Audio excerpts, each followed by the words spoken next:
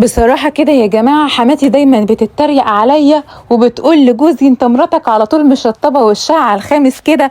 قلت لا، انا مش هسيبها تتريق عليا اكتر من كده، وهشيل كل اللي على وشي ده دلوقتي حالا. جبت الغسول ده بقى يا جماعة بتاع الماتشا، اقوى غسول ممكن تتخيليه في حياتك. عايزة اقول لكم ده اساسا عشان خاطر الناس اللي بتبقى بتعاني من بشرتها من شحوف في البشرة او علامات خطوط تعبيرية، حبوب، اثار حبوب، بقع عندك، حسيتي وشك كده معجز بدري. جبته بقى كده وعملت بيه وشي كله، وقلت بقى هشيل كل الشعر اللي في وشي بيه كده.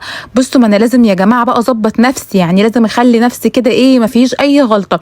عايزه اقول لكم بقى ان الغسول ده مكوناته شاي الماتشا وكافيين وطحالب بحريه وفيتامين سي واي وبي 3، في كميه حاجات خطيره، وفي كمان بنسينول وبخلاصه النعناع والخيار. يعني مستحيل تطلع لك اي حبوب تاني او اي بقع او اي بكتيريا على بشرتك، لانه بيموت البكتيريا خالص. بصوا يا جماعه، خلى البشره عامله زي السيراميك ازاي، عشان بس شلت بيه الشعر بتاع وشي. شايفين طلع من وشي ايه؟ بلاوي سودا. بصوا شايفين؟ هاخد بقى شويه كده نضاف خالص علشان خاطر اغسل بيهم وشي. بقى هوريكم بقى وشي لما يتغسل انتوا هتتخضوا من النتيجه.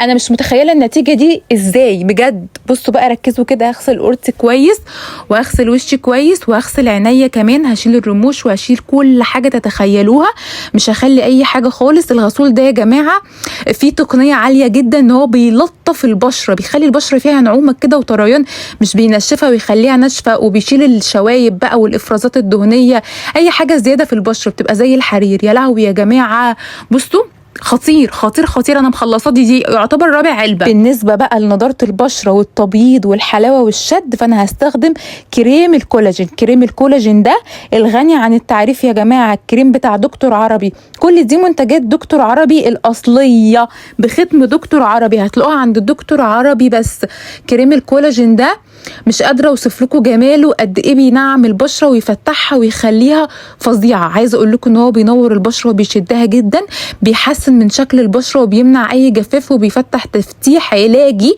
مش وقتي. بشرتك بتمتص بسرعه جدا، ما بيسيبش اي اثر دهني على البشره، ولا بيسبب تهيج ولا حساسيه ولا اي حاجه.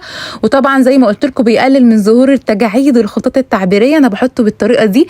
اما بقى ده تنت دكتور عربي، التنت ده يا جماعه في نسبه فيلر كده بسيطه وتوريد خطيره، وطبعا في هيالورونيك اسيد، لان الهيالورونيك اسيد ده اللي بينفخ الشفايف اساسا وبيديها توريده كده ونفخه حلوه قوي. انا بحطه على الخدود وعلى الشفايف.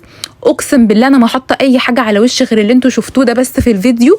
عايزاكم تقولوا لي رايكم، ايه رايكم بعد ما غسلت وشي؟ هستنى رايكم في الكومنتات. لو عجبكم الفيديو ما تنسوش